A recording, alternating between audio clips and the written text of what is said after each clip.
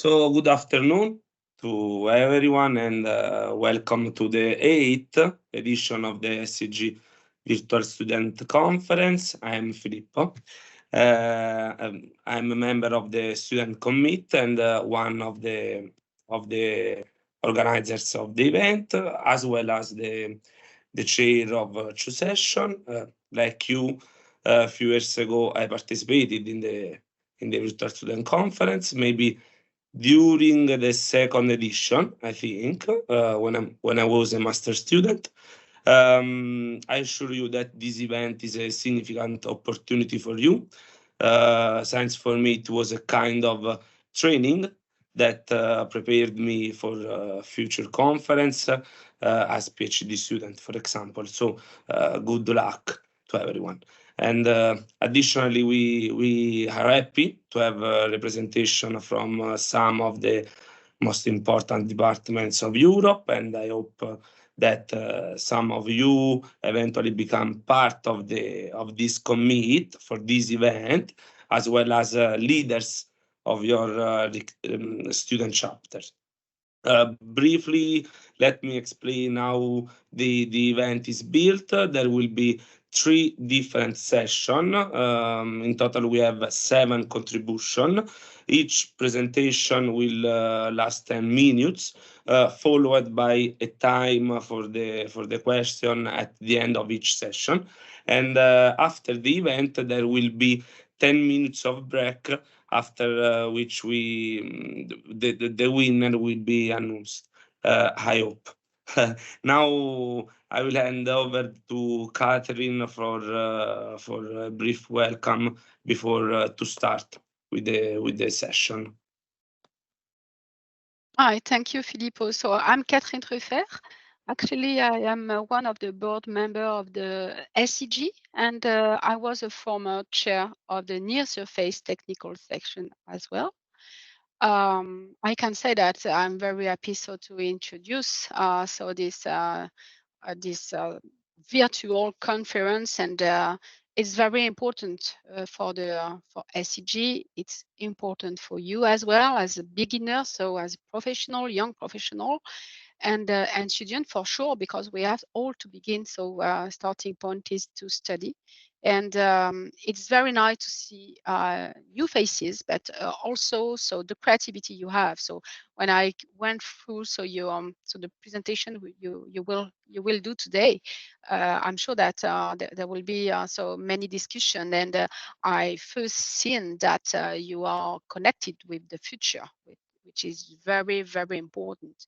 So the basics, more than the basics also, that means the innovation as well, and new techniques and new approach, and everything is very important in science for that. So it's, and you will fuel the science. It's very important, and you will continue to fuel also the future.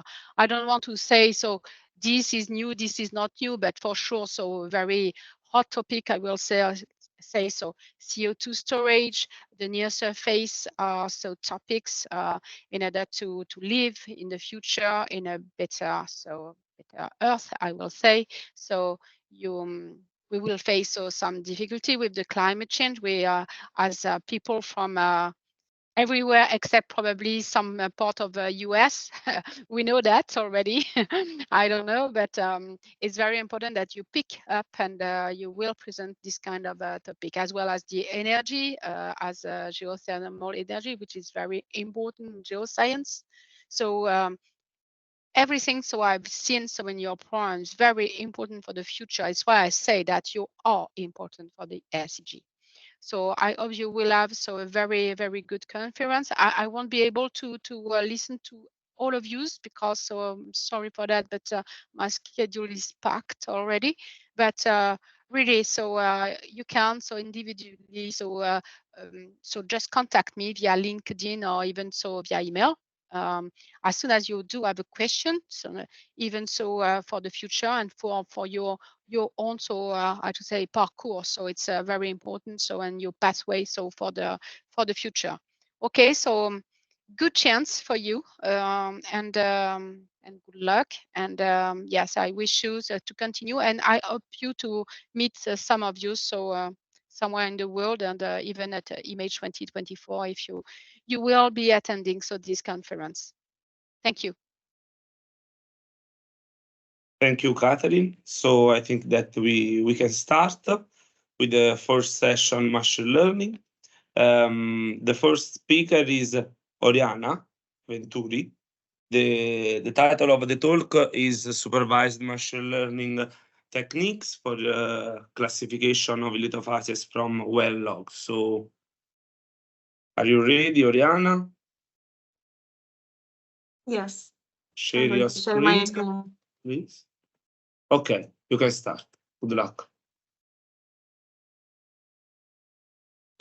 Good afternoon to everyone, and thank you for the opportunity. My name is Oriana Venturi, and with Mehin Babayeva, we are a student of the ISP school, and we are pleased to present to you our machine learning project called Supervised Machine Learning Technique for Classification of Lithophases from Well Logs. This is the agenda with the main points for the presentation, beginning with the introduction to the project. As we may know, for the lithologic identification using well-log data is a fundamental step for the reservoir characterization. Nevertheless, the classical methodology used for this as core samples is expensive and time-consuming. That is why new techniques as machine learning algorithms for classification emerge as a reliable solution for this topic. For our project, the study area was located in the Big Viking Graben in the North Sea basin, and we were provided by data of 22 training wells and 3 blind wells with more than 25 different log petrophysical properties such as gamma ray, caliper, density, neutron porosity, and others. The main objective of the project was apply supervised machine learning techniques to predict lithophases from well knob. Regarding the geological setting for the Viking Graben, this is a classic Mesozoic reef basin with tectonic and evolutionary features that privilege the hydrocarbon accumulation that we have in the North Sea basin. The general geological structures correspond to an asymmetric half-graben geometry with large faults and zinc deposits that were deposited from the Triassic to the Quaternary, as we may see in this geological cross-section.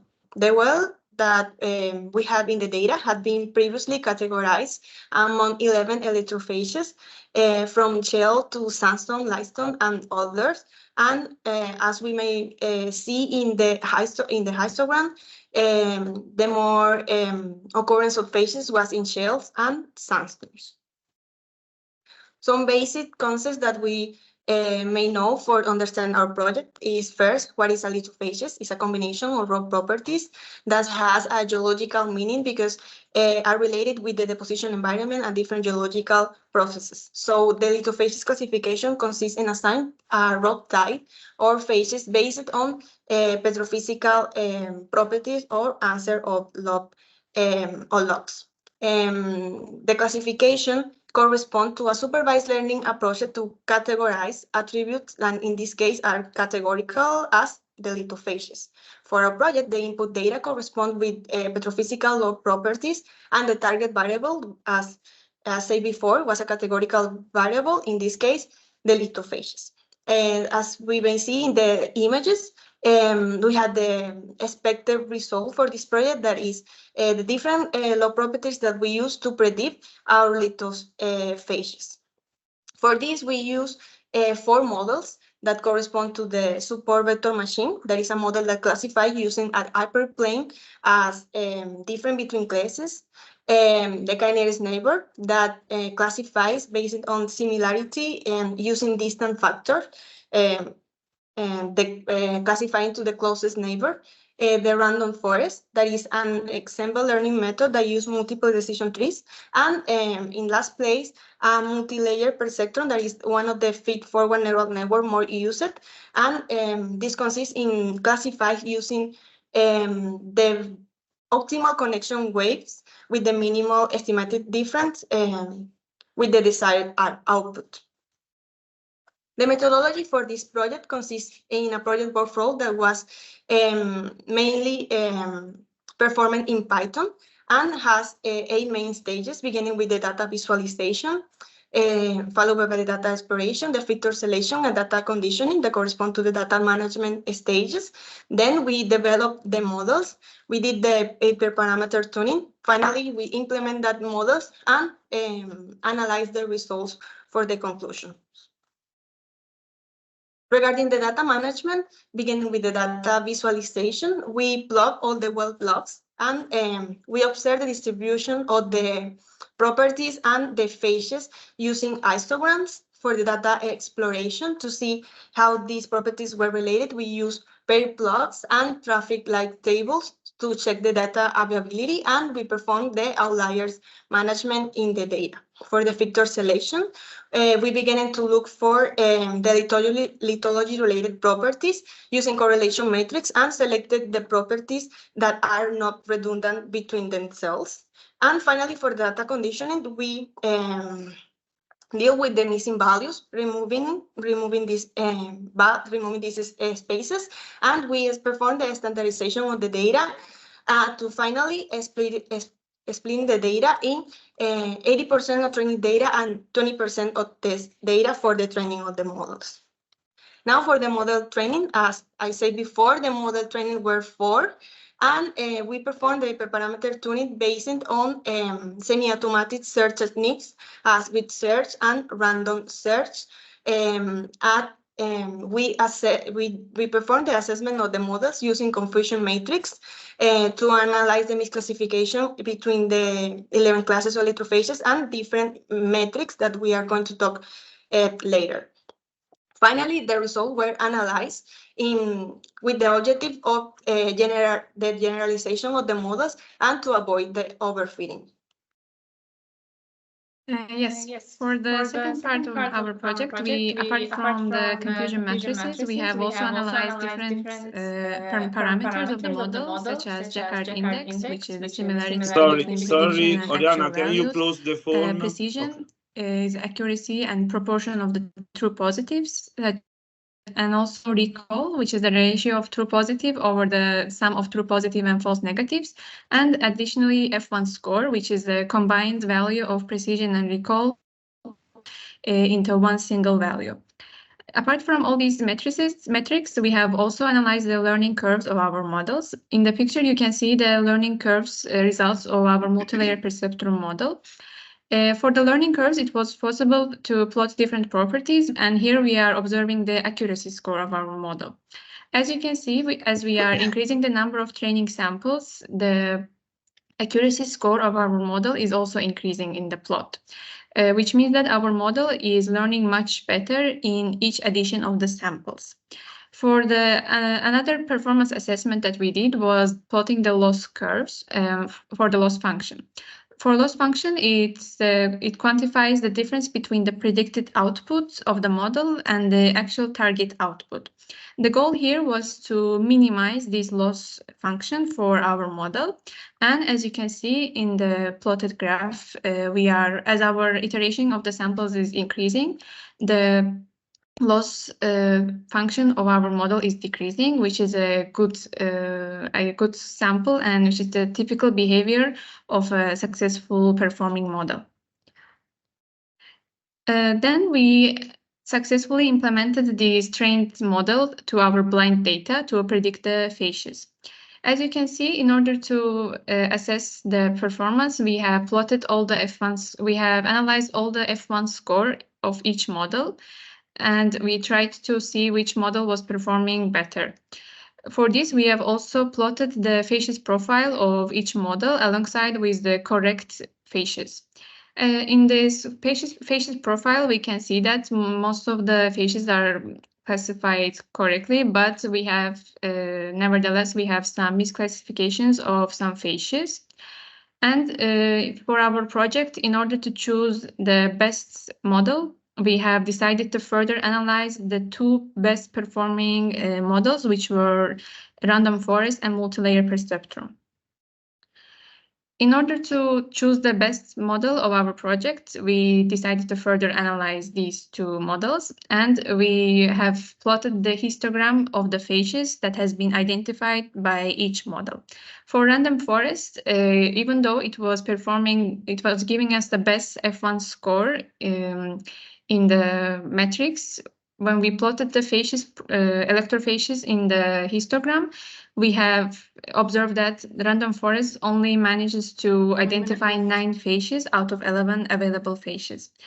However, for multi-layer perceptron, even though it was the second best performing model in the values, when we were plotting the histogram of the all identified phases in the multi-layer perceptron, we have analyzed that multi-layer perceptron had managed to identify all the 11 phases, which is a good performance assessment. And for future references, it is a good model to implement. So as a conclusion, we concluded that despite the strong performance in both training and blind data, random forest was not preferred by our project due to its inability to detect all the 11 electrophases. However, for multi-layer perceptron, even though it was the second best performing model, when we further analyzed the performance of this model, it was the best choice and effective choice for the project.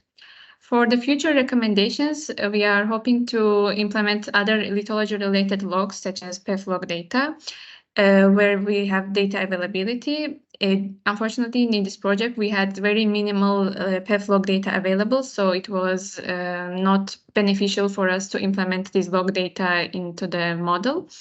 And additionally, in the future, we are hoping to perform some unsupervised approaches to gain a new perspective on our data set. So that's it. Thank you for your attention. And if you have any questions, you can ask. Okay. Thank you. Thank you. We will open to the question later at the end of the session, as I said before. So we can start with the second talk. Oran. Okay. The title of the talk is Object Detection and Classification in JPR Images by using Deep Learning-based Faster RCNN method. Thank you. Hello, everyone. Today I will talk about object detection and classification in GPR images by using deep learning-based Faster RCNN method. This is my master thesis. Firstly, I will give a brief introduction about my work and then explain the ground penetrating radar method and talking about my data set and gives my model, which is the convolutional neural networks and Faster RCNN, and finally give my results and conclusions. Object detection and classification in images can be applied through the deep learning-based techniques.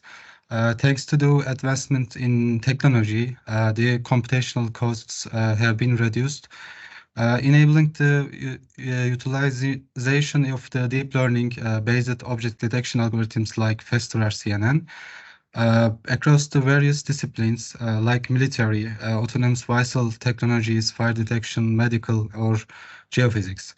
GPR used to investigate buried objects or structures beneath the near surface. The GPR method gives a radar images known as radargram or B-scan, like this. Objective of this study is detect and classify buried objects in GPR images with respect to their geometric shapes by using Faster RCNN method. This is the general structure of the GPR method. There is a receiver and transmitter antenna, which produce an electromagnetic wave, and this wave is reflected from the buried objects like buried pipe, military mines, or buried kingdom. And after this GPR application, we obtain a radargram images. My data set consists of two type data. One is the synthetic data, and other one is the actual laboratory measurements data. In the laboratory measurements, we create a two scenario. Scenario one has the rectangular shape objects, and scenario two has the cylindrical type objects. We use the vector network analyzer and Vivaldi antenna pair to generate a general GPR device. After the laboratory measurements, we get the radar data. As we seen that the hyperbola shapes is different from each other with respect to the geometric shapes of the objects. And after the laboratory measurements, we get 19 radar data. The other data set consists of the simulation data. We use the GPR Max program to simulate the GPR. And this program solves the Maxwell equations by using 3D, the finite difference time domain method. And in GPR environment, we create two scenarios like laboratory measurements. Which one is the have the rectangular shape geometric objects, and the other one is the cylindrical shapes. After the simulations, we get total 100 simulated data. After that, we apply the data augmentation techniques like flipping and resize to enhance the data. After all this process, we get 357 data. The faster RCNN method is a general type of convolutional networks. The convolutional networks consist of convolution layer, pooling layer, and flattening layer. First of all, in the convolution layer, some filters applied to input images, and we get the convoluted images after the process. And the second layer is the pooling layer, which reduces the size of the data by keeping their properties. Two type of pooling, which is the max pooling, and the other one is the mean pooling. The last layer is the flattening layer. The flattening layers, the matrix is the converts to a vector to general neural network system to classify or find the boundary box coordinates. This is the general types of the faster RCNN method. It's one of the widely used for object detection. We can see the convolution layer in here to generate feature maps. After the producing feature maps, this is the regional proposal network to classify and detect the object proposals, and object proposals goes to the last layer to final detection and classification. This is first of all for the training process. We split the data for training, validation, and tests. This is our data set number, and the other ones is the data sets base scan numbers for the same object detection work in GPR images. We apply 10,000 epoch, and the learning rate is batch size in here. We have two labels. One of them is rectangular, and the other is cylindrical. After the training, we get loss values, training and validation loss. This is the localization, objectness, and classification loss. The two types of loss, training and validation, gradually decrease with each other. This is show we didn't face the overfitting problem. And this is our other metrics, mean average precision values is very high, and the training time is very long to other methods, and the inference time is 4.2 seconds. Yeah, this is the simulation data, which includes the cylindrical and rectangular shape objects, hyperbolas, and after applying the faster RCNN method, and we get we detect and classify the objects with respect to their geometrical shapes, and the right hand side is the laboratory data, and this is the results of the detection and classification. Yeah, this is an example of real-time detection. I create a model, left-hand side, and this is right-hand side is the radargram images of this model.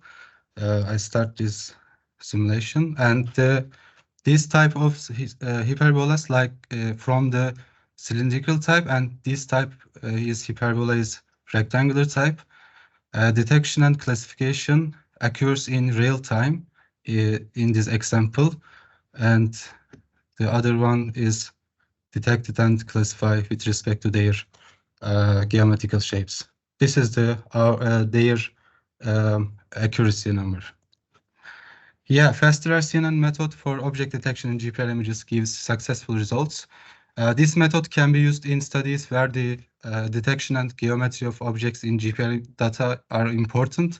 For example, finding buried military mines, natural gas pipelines, or archaeological buried kingdoms, or etc. A data set consists of synthetic and real data give successful results for object detection, and the VNA device is successfully performed for GPR measurements, and cylindrical and rectangular objects have characterized hyperbola in GPR images. We would like to thank Professor Selçuk Baker and Işın Erer for their supports, and this is my references. Thank you for listening. Thank you, Oran. Okay, so we have finished with the first with the first session, and we have 5-6 minutes for the questions. So, are there any questions from the audience? Maybe I have a question for both. The first for Babayeva. Sorry if my pronunciation is not perfect, and Oriana. Yes, Babayeva. Okay. The first question is, do you think that your approach could be used also for the data modeling of other basin? Yes, in our model, we are using just the basin, North Sea basin, and we create the model, we train it using the data that was given to us. But since we train this model for different cases, I believe that it can be used for another geological settings, as long as we have like similar phases such as shale, sandstone, dolomites, and I think this model can identify these phases in another basin too. Okay, thank you. So I have also a second question for Oriana. Now, and obviously Babayeva can help Oriana. So do you believe that all the different logs that you provide are useful, or are there some that are more or less important affecting most of the performance? Yes, precisely because of that, we performed the feature selection because we were provided, as I said before, with more than 25 petrophysical properties. And when we performed the pair blocks and we saw the relationship between this, we mostly select the logs that are lithology related, as gamma ray, neuron porosity, sonic logs, and others. So yes, the selection of the features that we use to do the prediction, in this case classification, is really important. That is why we need to focus more in choose lithology related logs, and that is why one of our recommendation is to use the PEF log as picture for doing the classification in other models that has more availability of data with this log. Okay, so we can go on for some question for Oran. Yeah. Just a curiosity, why did you choose to create a data set with both synthetic and laboratory cases? Because of the difficulties in every time we don't have the real data, we can't reach the real data. And I performed the simulation data works well with each with both and simulated and real data. If just use synthetic data, I don't trust the results because the real world change all the time, and I prove it works both of together, and yeah, this is my answer for this. Okay. We have other 2 minutes, so another question for you, Oran. Are you planning? Oriana, do you have the hand? Yes, I had a question just regarding to that. I don't know how you can check if this combination between the two data sets is representative of your area. I don't know if you perform this step before training the models, or how can you check this? How I check? I read the papers. Papers generally use both of them. This is my decision also. Okay. Okay. Okay. Maybe only another one. We have another minute. So, Oran, do you think that are you planning to extend your method for more geometric and or complex cases? Yeah, I think so. I try with complex GPR data in real world. I want to try it, but I didn't have a GPR device also, and I didn't use the in area. And yeah, I want to use. Actually, I proved this method works, and in the future, I applied it in complex data. Okay. Okay. Perfect. Thank you. Thank you. So we can start with the next session, near surface geophysics. We will have 3 contributions. We can start with Regina Bianchi.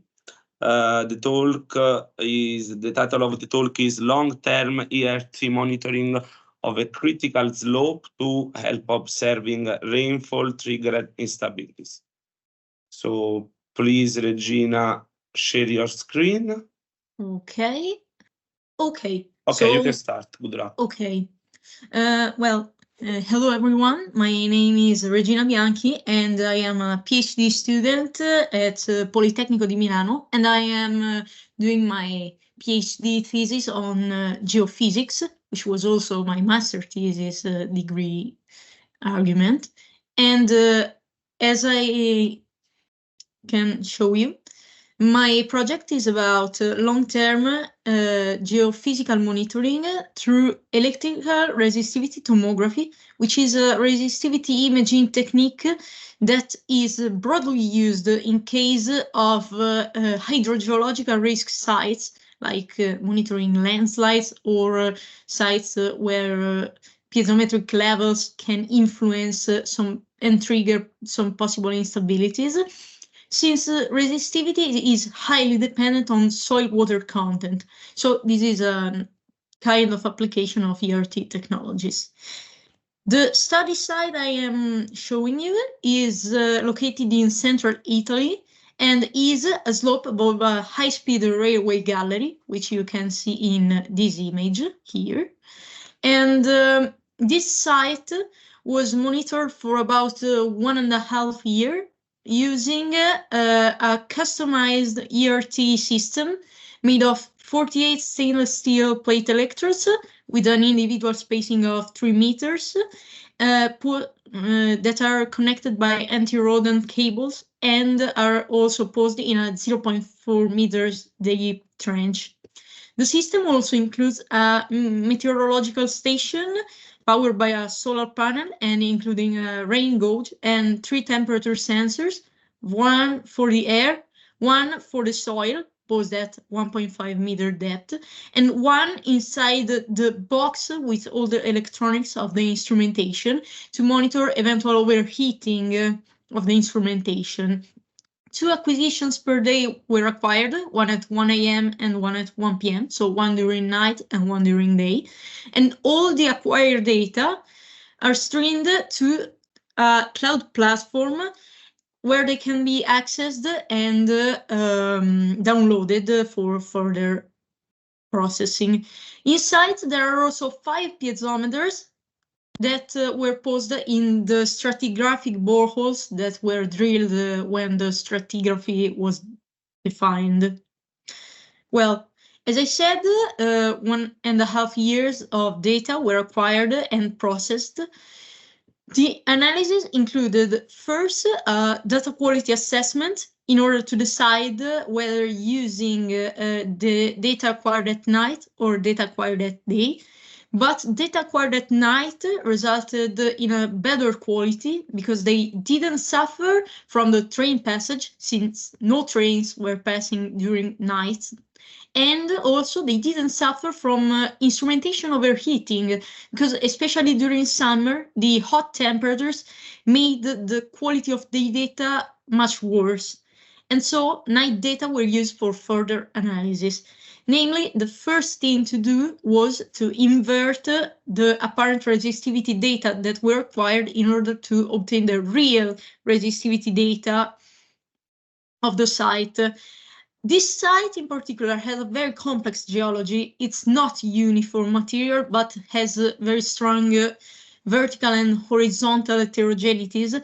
And it was noticed that if data were inverted individually, these kind of artifacts will appear in the sections in presence of rainfalls. So a positive variation of resistivity was shown in some areas, which would be physically impossible since water should lower the resistivity.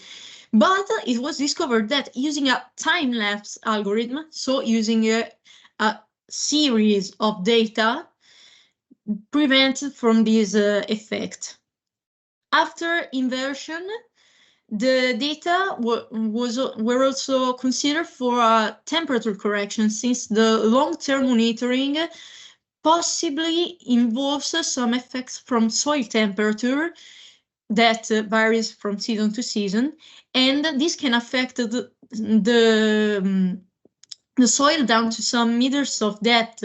So what was done was to create some temperature models at different depths of the site, using for calibration the data from the temperature sensors of air and soil. And this was the result. And after this, resistivity data were corrected from these effects by reporting them to a standard temperature. What was seen was that the effects could be seen actually down to 10 meters, more or less, of the soil. Afterwards, they were lower than the background noise of inversion, so they were negligible. The depth considered for the last analysis was not affected because it was deeper than 10 meters. The last and most important analysis was to combine resistivity data with piezometric data in order to define possibly some resistivity and piezometric data thresholds for some kind of alarms for hydrogeological risk. So first, the 5 inside piezometers were analyzed in order to observe their response to rainfall, and S5, the central one, was the most sensitive one, being in some permeable soil respect to the other ones. And so it was decided to use it for the further analysis, and in particular, a subzone called RS5 was defined around the S5 piezometer and at depths compatible with the average piezometric levels that were between 12 and 14 meters. Inside of this region, resistivity data were observed along with piezometric data, but with the complete series that you can see here, and through a scatter plot that you can see here instead. This scatter plot was particularly useful because it allowed to observe first the seasonal tendencies of data, showing a clear division between the wet seasons, like fall and winter, that are in the left part of the curve, so high water levels and low resistivities, and the summer seasons that are dry, so low resistivity, high resistivity and low piezometric levels. This also allowed to try to define a mathematical relationship between the two quantities, and this mathematical relationship was based on Waxman and Smith's, and it's a sort of exponential that normally would require saturation data, but no saturation data were available for this site.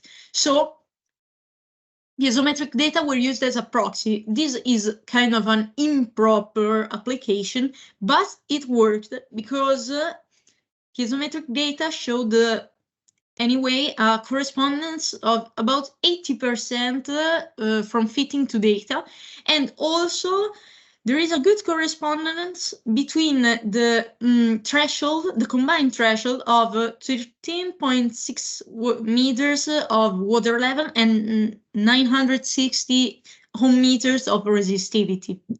So, concluding, all these kind of analysis showed that there is, in fact, a good correspondence between water content variation that are represented by water level oscillations inside and resistivity variations. So, in fact, ERT is a valuable technique for monitoring water level fluctuations in hydrogeological risk situations. So, thank you, and I am available for any question. Okay, thank you, Regina. Okay, if Anna is ready, I don't know, but if yes, I'm Anna ready. is ready, we can go on with Anna, and then try with Nunzia. Can you see me? Sorry. Thank you. First of all, thank you, Anna. No problem. And yeah, we see you. Share your screen, please. Okay, good luck. Thank you. So, hello to everyone. My name is Anna Mocerino. I'm from University Federico II of Naples, and today I'm presenting to you my thesis, which was carried out as a part of a research project of the National Institute of Geophysics and Volcanology, the Vesuvian Observatory, and consisted of a geophysical survey of the island of Vulcano, with the aim of characterizing its shallow hydrothermal system. The island of Vulcano is located in the Aeolian archipelago and is part of a volcanic ridge that is affected by a major northwest-southeast striking fault system, which name is Tindari-Letojanni, which moves in response to a regional extension. The main aim of this research was to identify the stratigraphic and structural discontinuities of the northern area of La Fossa Caldera. Since there are these discontinuities such as faults and fractures to play a fundamental role in the circulation and rising of the fluids to the surface, as shown also by the previous studies conducted on the island. To achieve this objective, the survey was carried out using the geoelectrical methods of the direct current resistivity, the induced polarization in the time domain, and self-potential. The effectiveness demonstrated by the application of these methods to geothermal environments is based on the strict dependence of the resistivity and chargeability values on factors such as porosity and permeability of the rocks and the possible presence of fluids and their salinity and temperature that are the variable to evaluated during the characterization of a complex system like a geothermal system in a volcanic environment. In particular, the island of Vulcano is characterized by a very active hydrothermal system with a large fumarolic field with several emission points, especially in the northern part of the La Fossa caldera, where the fumarolic emission were one of the main manifestations that accompanied the recent unrest phase that started in 2021 and was still ongoing at the time the measurement campaign took place. So the 3 geoelectrical methods were applied jointly along 4 profiles located in a sector bordering La Fossa cone, using a dipole-dipole electrodic configuration with a sampling rate of 20 meters that allows us to reach an investigation depth of about 200 meters above the sea level. The inversion of the resistivity and chargeability dataset allowed to produce 2-dimensional resistivity and chargeability tomographies processed using the REST2DIM software, while the self-potential data were plotted along the 4 measurement profiles in order to identify the main self-potential anomalies characterizing the survey area. So, from a detailed analysis of the results, it was possible to identify common features in the 4 electric resistivity tomography, mainly the presence of a conductive anomaly starting from 100 meters above the sea level, that was also present in the other 2 tomographies, and that tend to ascend mainly in areas that are characterized by fumarolic emissions. As we can see, these 2 emissions, these 2 apophyses in the profile 3 and 4, are located close to a thermal area in the Levante Bay that is not only characterized by a large and intense fumarolic emissions, but also a strong hydrothermal alteration of the rocks present there. Therefore, this conductive anomaly, to which low chargeability anomalies correspond, could be interpreted as an area permeated by hydrothermal fluids, by high temperature hydrothermal fluids in a liquid state, which tend to rise along structural discontinuities, such as this fault that was identified by the Assis et al. In 2013. And thanks to the drilling of a well called V2 bis, whose location is shown in relation to which position was shown in relation to the profile, it was possible to reconstruct the main mineralized horizon of the subsurface of La Fossa caldera. Indeed, the presence of these high chargeability cores in the depth of the tomographies can be associated with the hydrothermal alteration of the rocks caused by the presence of high temperature fluids and the consequent mineralization of clay minerals, mainly smectite and inlite. The presence of smectite in particular supports the hypothesis that the temperature of the fluids present at those depths is of 200 Celsius degrees. Thanks to the information given, the lithological information given by the drilling of another well, the well VP1, this conductive zone, we know that is a hyaloclastite layer whose high porosity allows the storage of the fluids. Obviously, this assumption could be extended to all the profiles in relation to the similarities found in the identified anomalies, such as their depth, their shape, and the values of chargeability and resistivity. Another common feature in the 4 profile is the presence of a discontinuous resistive layer,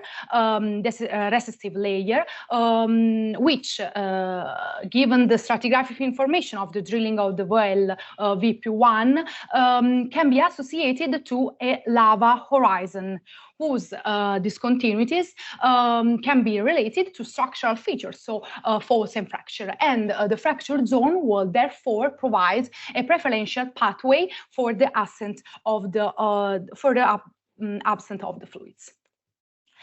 Obviously, this recessive layer is present also in the other two tomography, and the correlation between high resistivity and chargeability values can be due to a more compacted area where the lack of permeability doesn't allow the fluids to permeate, while area characterized by high resistivity and low chargeability can indicate the presence of hydrothermal fluids in a gaseous state. It was also possible to reconstruct a possible fault pattern that is indicated on the tomographies with the dot lines by identifying the transition from positive to negative peaks in the self-potential values, which have been found to be associated to the presence of faults in volcano-geothermic environments. Therefore, based on the results obtained, it's possible to confirm that the application of geoelectrical methods, such as the direct current resistivity method, the time domain index polarization, and the self-potential, to geothermal system in volcanic environment can make a valuable contribution not only to their characterization, but also to their monitoring by allowing to analyze the evolution during the phases of unrest, since the reconstruction of the spatial distribution of the electrical properties of the subsurface of the northern area of La Fossa Caldera allowed us to identify a series of structures that can be associated with the activity of the hydrothermal system, as well as the main fault pattern. So evaluating the relationship between the main structural discontinuities and the shallow hydrothermal system, so how the structure favor or impede fluid circulation, is essential for assessing the establishment of conditions favorable to fluid overpressure or fluid decompression that could trigger an explosive phreatic type eruptive event. Thank you so much for your attention.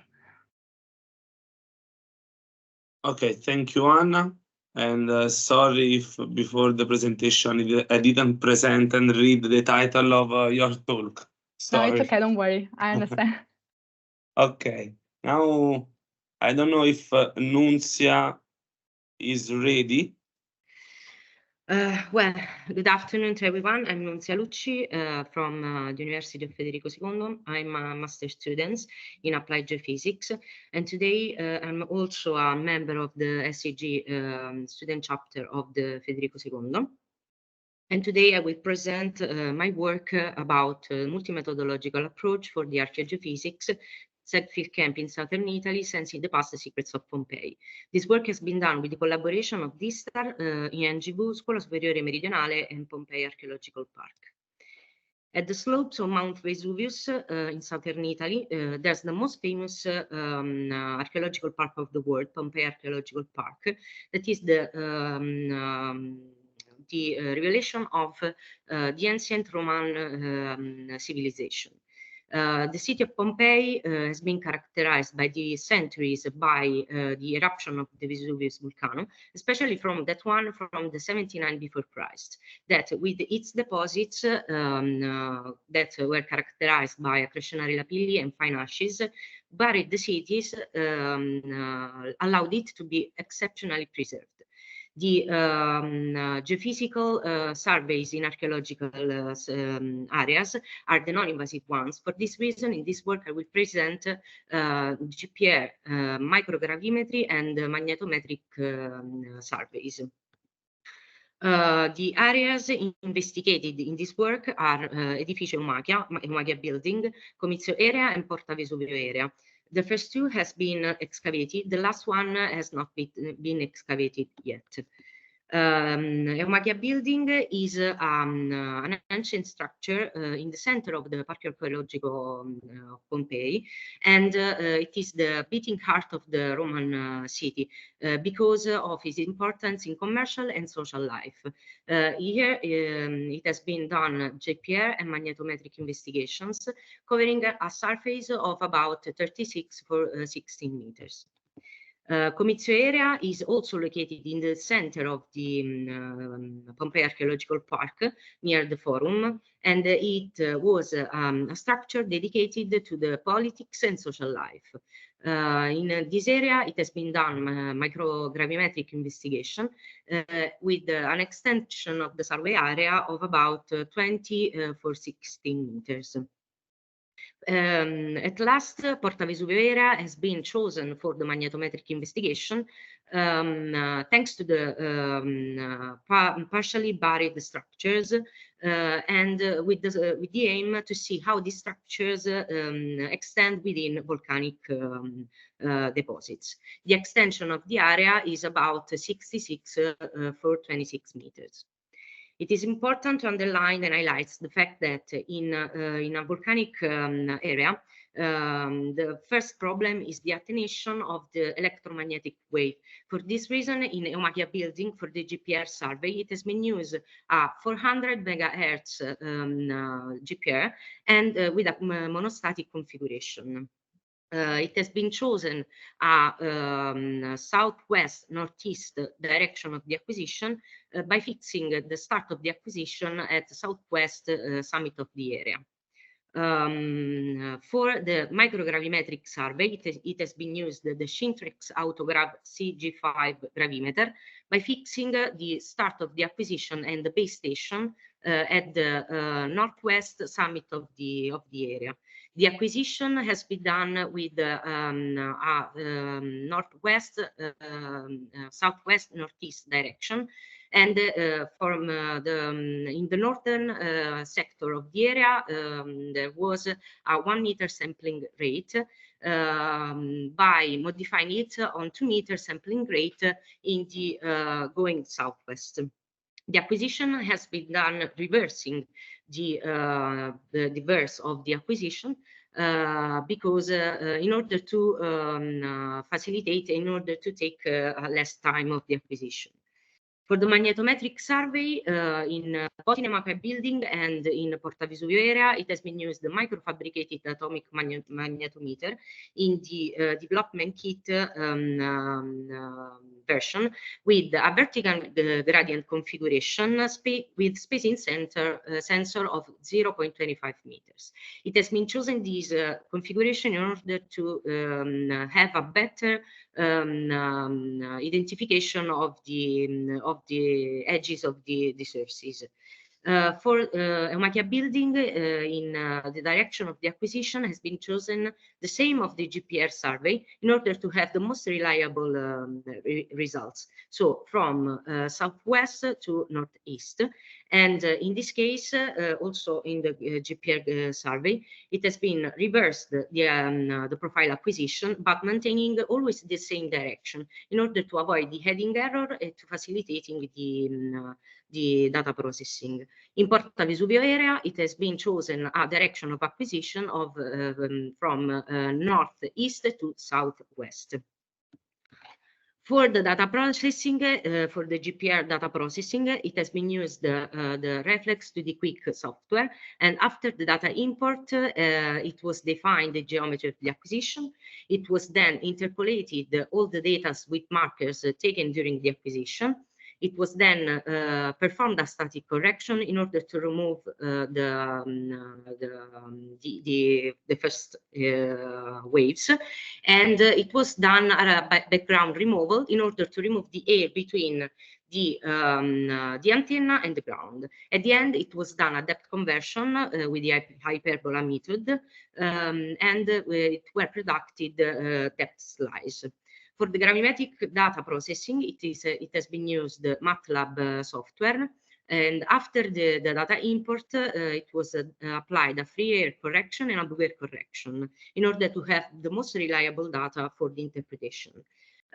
Also for the magnetometric data processing has been used the MATLAB software, and after the importing of the data, it has been performed a denoising and a filtering in order to remove the cultural noise and the noise due to the movement of the operator. At the end, it has been produced a vertical gradient map of the area. For the GPR results, looking at the slice, we can see clearly how the shallower data doesn't give a lot of information about the buried structures.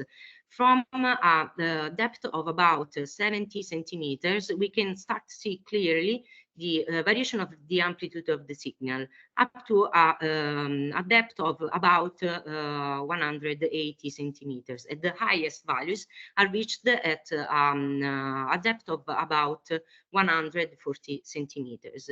The most interesting features of the GPR survey are the presence of a marked circular geometry in the center part of the Eumachia area, Eumachia building, and a semicircular geometry in the eastern part, thus suggesting the probable presence of a buried altar or maybe a religious structure. For the microgravimetric results, looking at the microgravimetric results, we can see clearly how the presence of relative maximum values near the walls on the northern sector of the area, and while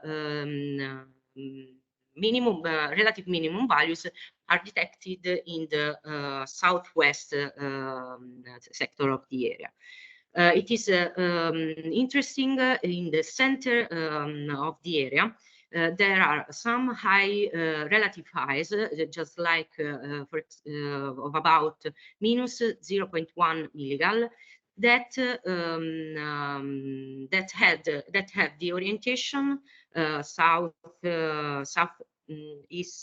west-east orientation that can suggest the presence of buried walls or underground utilities. For the magnetometric results in Eumachia building, we have the confirmation of the presence of this circular marked geometry in the center part of the area. And in Porta Vesuvio, magnetometric results led to identify some linear trends that are agree with the trend with the excavated structure eastward, thus suggesting a correlation between the trends detected and those one excavated.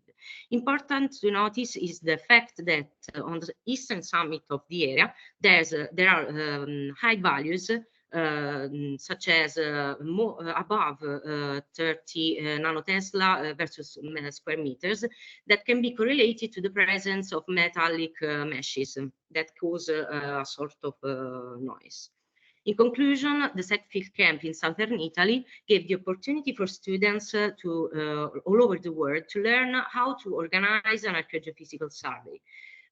Give information about the acquisition of data to overcome geological challenges in a volcanic setting by finding a trade-off between the target and instrument's characteristic.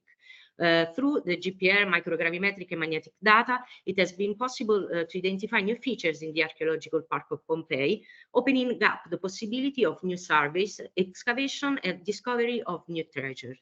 The overall of results underlined and highlights the potential of geophysics methods for the best understanding of shallow stratigraphy, bolstering archaeological reserves and facilitating future excavation plans. Thank you for your attention. Okay. Thank you, Nunzia. I'm sorry, but we don't have the time for the question now. So if Samuel is ready and all the speakers of the last session. Yes, sure. Okay, so we can start with the session where the chair will be Samuel. Yes, so I'm Samuel and I will present this session that starts with Kristina Kuczynskaite from Uppsala University, and she will present near-surface characterization in potential CO2 storage site in Denmark. Please, Kristina. So, hello, I'm Kristina, second year PhD student from Uppsala University, Applied Geophysics, working with seismic methods. And today I will present you an ongoing research project in Denmark, and specifically the focus will be about near-surface characterization and its effects on a potential CO2 storage site. So Denmark is one of the countries that has set the goal to reach carbon neutrality by 2050 and is actively engaged in reducing greenhouse gas emissions. So one of the key strategies is to investigate onshore potential geological carbon storage sites. So in this study, a potential site is located in the central part of Denmark. And here we have listed estimated reservoir properties that are based on the data that we acquired. And these estimates are published in the report as well. So the reservoir that we are interested in is Gasum Formation, Lower Jurassic, Upper Triassic. It is considered to be one of the most prospective reservoirs for CO2 storage, since it is comprised of sandstone layers, and it's isolated with the mudstone on top and also on the bottom, and also has high porosity and permeability, so basically ideal conditions for storage. So the reservoir that we study is an anticline, a salt dome. So to better illustrate what I mean, I'll use this image. So to help trap CO2 in the subsurface and prevent it to migrate in the surface, we need a structural trap. So here we have an anticline structure with our sandstone layer, and the layers are placed in a way that it stops migration from both lateral and vertical direction. And next we have our impermeable mudstone layers that act as a seal. And so in the end, you get like a four-way closure system. Once injected the liquid CO2, it is more buoyant than other fluids, so it will migrate upwards and until it reaches this seal rock, and then the CO2 will stay there. And so in this whole closed system, you accumulate pressure, and it can be dangerous if the faults are present, meaning the CO2 will can leak into permeable layers. To better illustrate the concept, here is the sketch of a travel path of how CO2 can migrate up to the surface. And this is the case where the story about studying near subsurface comes in.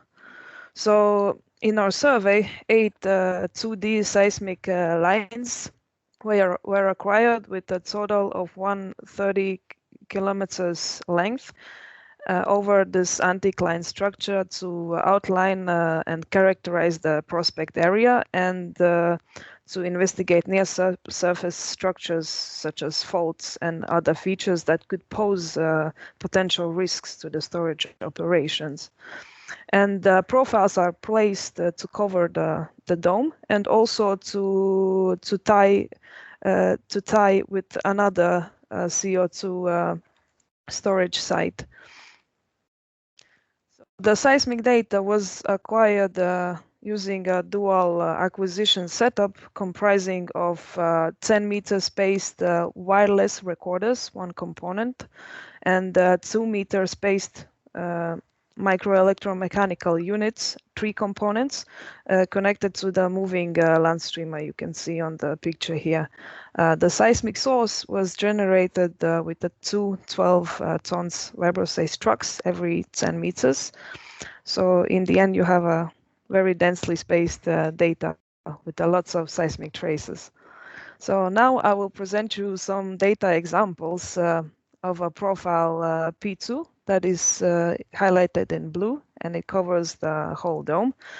Here is a raw shot data before and after refraction static correction to account for near surface heterogeneous effects. Here in the stacked sections, we can see it better. The continuity of the main reflections related to storage operations are improved. And also there is a great improvement in the deeper part of the section that accounts for closure of the dome. And to improve the velocity model and obtain a more detailed image of the subsurface, we computed seismic travel time refraction tomography models. Here the model corresponds to 420 meters. So this model is computed by the first break travel times in the wireless data picked, and this image is plotted on top of the stacked section of the land streamer. So you can see that the P-wave velocity distribution more or less aligns with the dip of the reflections that you can see in the middle part captivate the domal structure. And now we've come to the most interesting part of the presentation. Here the tomography models of all profiles, quite fresh, I have to say. Maybe it is a bit difficult to navigate here, but here is a map on top and also a compass here. So this longest profile is P1. So the code that was used to compute these tomographies is three-dimensional. During the inversion, smoothing constraints were applied, and after each iteration, they were relaxed to produce more refined, sharper velocity contrasts and to reduce the misfit. So in total, in those tomograms, 9 iterations for each profile were performed, and we got misfit around 4 milliseconds for the final velocity models. So in general, we can see that the velocity increases with depth. We can clearly see the sharp contrasts. You can sort of differentiate the layers and more or less characterize where the bedrock is located and how much undulated is the bedrock surface. And you can see that in the middle part, velocity more or less follows the apex of the dome. So you can see it kind of like is increased in the middle part. And if you look at the velocity distribution, I would say heterogeneous subsurface is the right word to use. I have to tell you that these are the first results of tomography, so the models in the future will be improved and more constrained. And so in this study area, we have also many boreholes.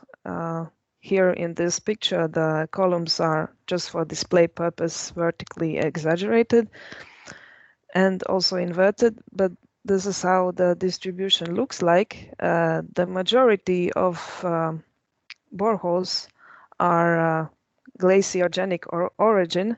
So, and you can see that from 8,400 layers, quite substantial part is glacial meltwater sands. So it means that this area may have many interesting features such as buried valleys and other glacial structures to study.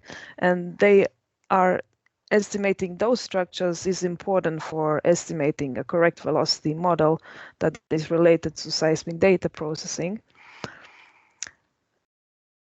And in total, 95% of boreholes is between 0 to 200 meters, quite shallow. But to obtain the to sort of mature the geological storage of this Hanson anticline structure, there is still need to be work to done, like combine all these data sets, tomographies, boreholes, land streamer sections for producing an accurate near subsurface model. So in this picture, there is an artist impression of Stenley structure. Hopefully it will be the same for this domal structure. And my 10 minutes is out. Thank you for your attention. Thanks to you, Christina. We will have the question later. And now, Lea, are you online? Yeah. Yes, I'm here. So, I'll share my screen. Yes, please.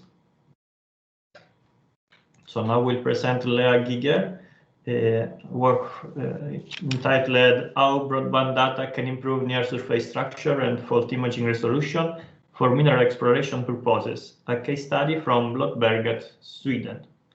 And we see your screen, Lea, you can go. Perfect. All right, so hi everyone, I'm Lea. I'm from Uppsala University in Sweden. And I'm going to present you some results from a survey, a seismic survey we've done in 2022 in Ludvika, the Blotberget mine in central Sweden. And there we had a small Viper track, and we wanted to test how broadband data can actually improve our imaging of the subsurface. So our study area, so you can see a map here on the right. So it's in central Sweden, as I said. We had a profile that was running from north to south, basically. And you can see a 3D view on the left, and you can see the mineralization that is dipping with an angle of about 45 degrees. And the receiver array that we put was along the dip of the mineralization, so at the top. And we also had some receiver in the borehole in the shape of an optical fiber, distributed acoustic sensing methodology to reconstruct a velocity model that would allow us to migrate the seismic section at the end. But the ore here in Ludvika, it consists of iron oxides, also with some apatite.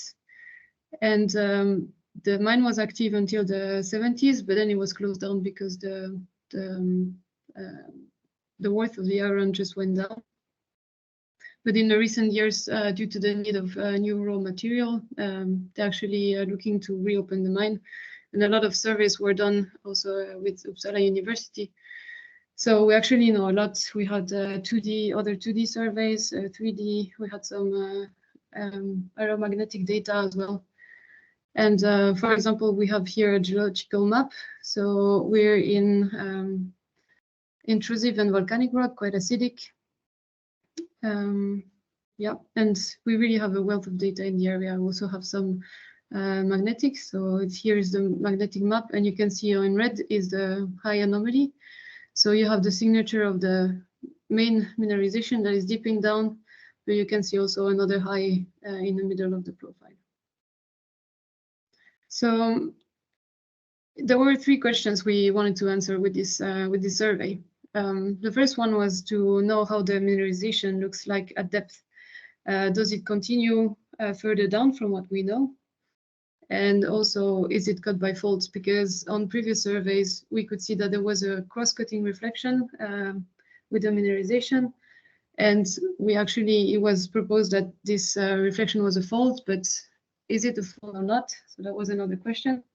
And the last one was, what difference does broadband data make in this kind of environment, especially in hard rock?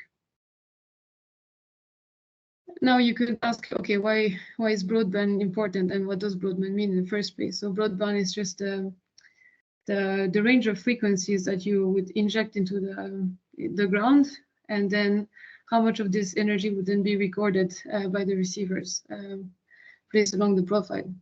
And if you have broadband data, so with a really larger range of frequencies, they would have a sharper wavelet and smaller side lobes. And including lower frequencies, it would result in a greater penetration depth, and also in general, it would have a higher resolution. So about the data acquisition, we had several receivers in the field. So first you can see here the MEMS, which are accelerometers. So these are receivers that can record the broadband from 0 to 400 Hertz. And then there was a geophone that was planted next to it every 10 meters. Those accelerometers were 5 meters. Then we had some distributed acoustic sensing fiber here covered by the gravel. And here you have a small picture of the fiber that was in the borehole. But in this presentation, I'm mostly going to talk about data recorded by the MEMS here, and I'm using the velocity model extracted from the borehole data. So I don't want to bore you too much with the details of the processing. I just want to show you how much we can clean the data and that we were actually trying also with the processing to keep this large range of frequencies. So here you have on this figure row shot. There is just the data that was cross-correlated with the theoretical sweep, and you can already see some reflection here that originates from the main mineralization. And just another step further in the process, you can see that we've cleaned the data a lot more and managed to align those reflections. And also we can see new reflections popping up just below. So afterwards, we stacked the data, and this is quite similar to other data sets we had in the area before, but we can recognize here the mineralization. So that was this yellow body you could see on the first slides. There's a lower one just below that follows the same geometry. So it's quite likely that this would also be some kind of mineralization. Then here you have this cross-cutting reflection that I was talking about that has been proposed to be a fault. And we can see additional reflectors like going almost to the surface. And these are imaged here like that clearly for the first time. And then you can see some additional things down there at further depth, but it's quite unclear what they are. But when we were looking at this a bit more closely, I was really wondering about this cross-cutting reflection because it looks a bit different than the rest. And taking a closer look, I compared it with the first break, so the energy, the onset of the energy on the shot gathers. And here, if you just take a window around this reflection and you align them horizontally, you could see that the energy first goes to a negative peak and then a positive and a negative. And when you compare that to the first breaks, it's the opposite, it's the positive and negative. So to have a negative polarity of your wavelet, you need a negative reflection coefficient. So it means that this corresponds to a boundary that's of weaker material. So this kind of also supports the interpretation that this reflection is a fault. But until we drill through it, we can never really be sure of what it is. But we have maybe more evidence for it to be a fault. And then here you can see the migrated section with the 3D model of the ore that you can see on the first slides. And the reflections close to the surface become even clearer after the migration. And you can see this additional reflection that you could see on the previous slide, and also something down there. And I also added those two maps we saw at the beginning. So first one is the geological one. So the pink part here would correspond to the intrusive rocks, and the yellow would be the volcanic. And you can see that one of those reflections actually intersect this boundary. So that probably is one interpretation for this reflection, that it would be this this contact between those two rock types. For this one, we don't really know. Also, the geological map in the area is not super precise and not that many outcrops. So it could be that there's also another kind of boundary there, but we don't know what exactly. And then you can also see the total magnetic field. And here the strong signature for the mineralization with a high anomaly, but we can also see a small anomaly on top of R2. And we also know that in this area there's some skarns and some iron bearing skarns. So this could also correspond to maybe potential resources in the area. So just to show you an example of how it compares to what we had before. So this is a survey that was done in 2019. And in here we had, you have the source here in the small picture. The source was an electromechanical vibrator that was a bit less powerful than the one we had in 2022. But the receivers, there were 10 Hz geophones. So they were had a lot less low frequency content. And so this is the difference in quality that we have from the two data sets. And this one was a bit shorter, so that's why you can see maybe a bit less. Here you can see already those reflections coming out close to the surface, but you can only follow them in this new data set. But now is the question. So we see the mineralization, we see likely a fault in here, but what happens afterwards? Like, can we explain those reflections at further depth? Is this kind of a continuation of the main one? Is it not? Does the fault continue down? And it's quite difficult actually to interpret anything. If that's the case, then maybe there's some first fault component, and maybe the mineralization has been pushed down here and brought up above the fault. But these are just speculation for the moment, and I think we would really need to first extend the profile length, and also maybe with more the depth. Please wrap up. And so the summary, the three questions we had at the beginning is, how does the mineralization look like at depth? Well, it seems that there's something more, but we don't really know. Is it cut by fault, where we have further evidence that it might be cut by fault? And what difference does broadband data make? Well, we really increase the resolution and could resolve some near surface features that we couldn't before. So that's it. Thanks a lot. And yeah, I'm happy to answer any questions. Thanks, Lea. Yeah, now we have time for some questions, both for Lea and Christina. There is anyone in the audience that would like to ask?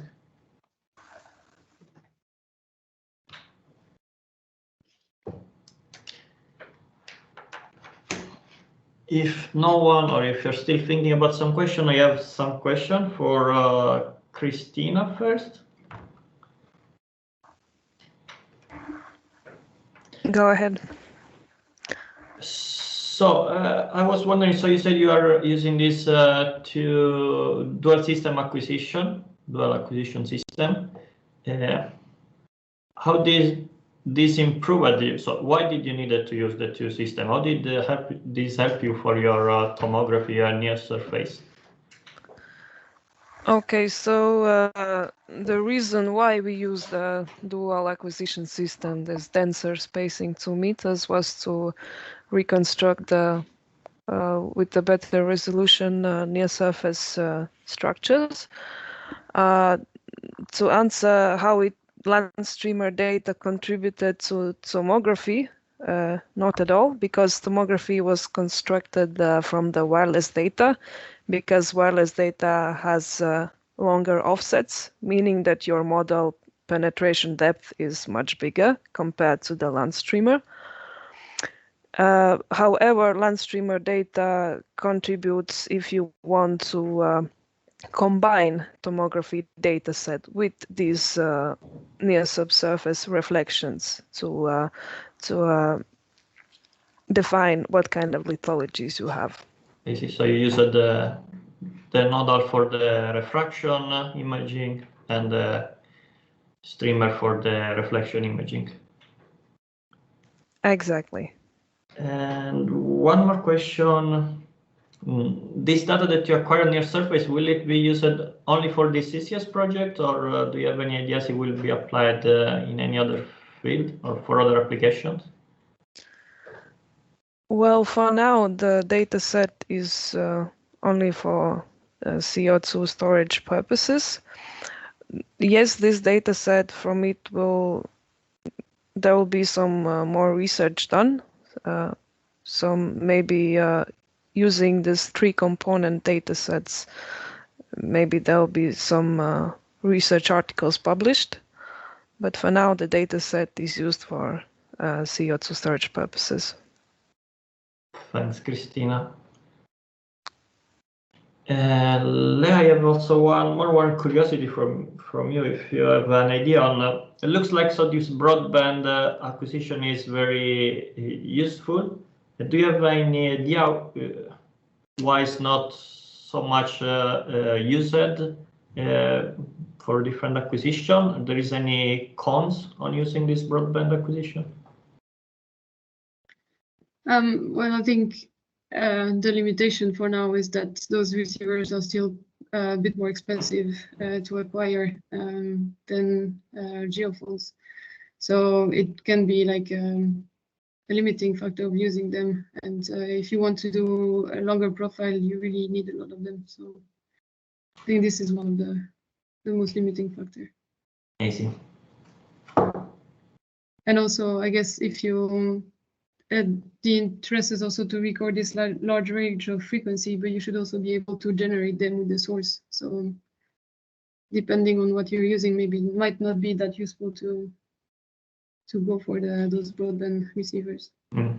Yeah, so it's something that they are still working to make it more easy to use. Okay, any other questions from the audience? Okay, if there aren't any other questions, we have the time for some questions for the second session.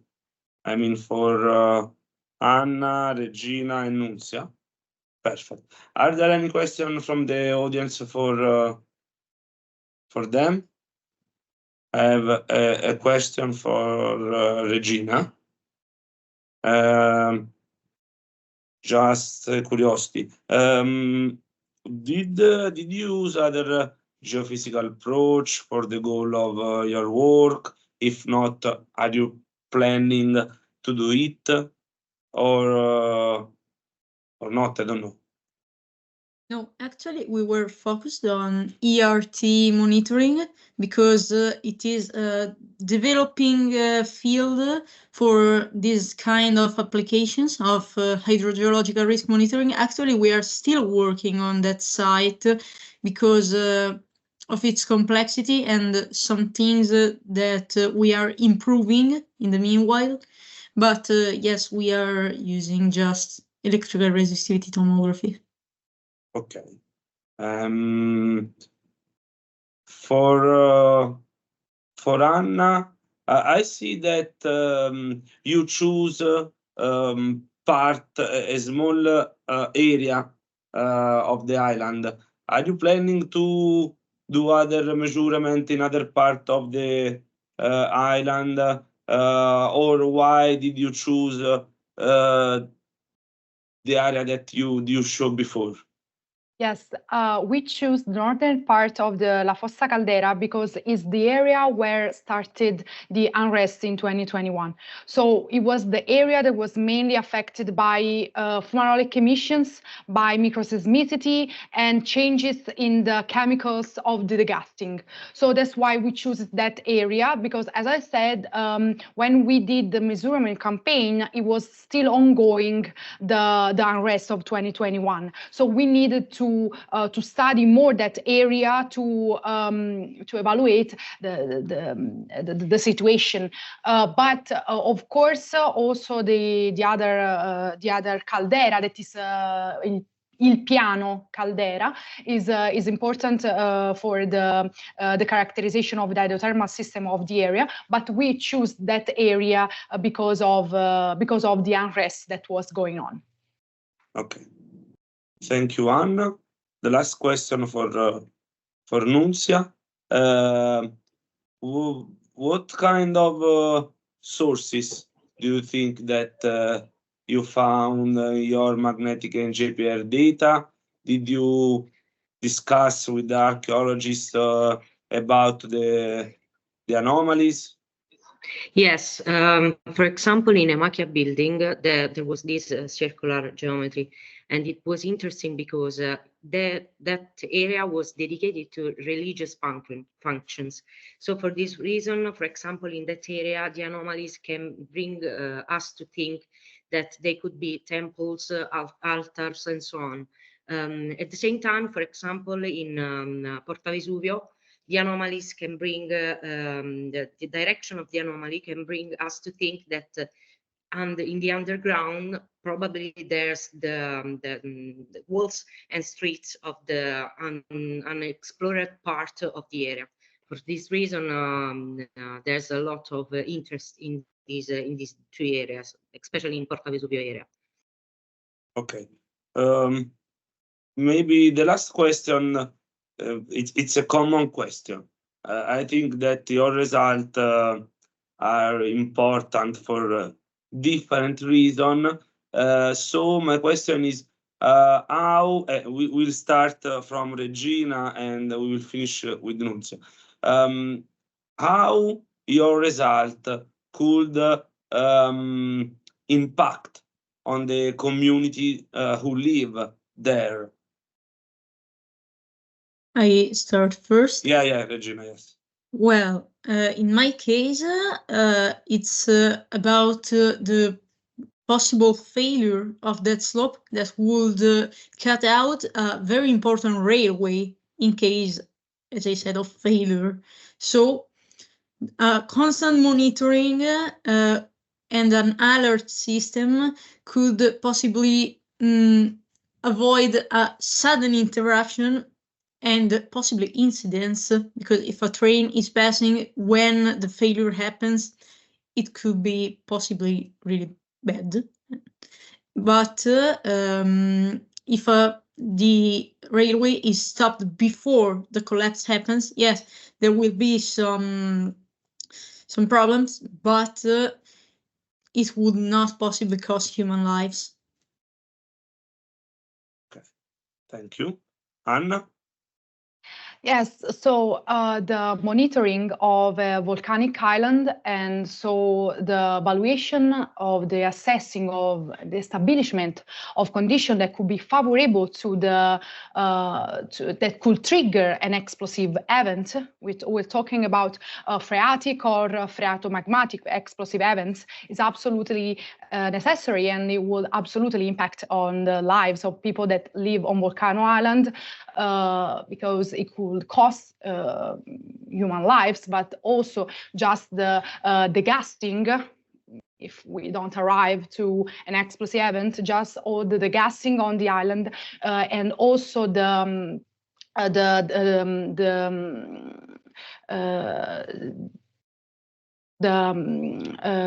how can I say,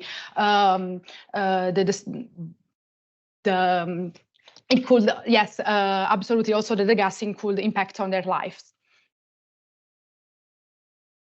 Okay. Thank you, Nunzia. Yes, from the point of view of the archaeophysics, new discoveries in general bring a lot of attention and interest, especially in Pompeii. That seems that in that place never stops to find something new. For this reason, it is really important to continue working on this area, because every survey, every work on this area can bring to new excavation, new discoveries, and new treasure from the past. And I think that it is the biggest impact on the culture, on the history, on everything for the Italy and for all over the world. Okay. So I don't have other question. I don't know if there are other questions from the audience. No. So now we'll have 10 minutes of break. After that, I hope to show you the winners of the virtual student conference. So see you in 10 minutes. Okay, are you here? Yes. Please turn on your webcam. Okay.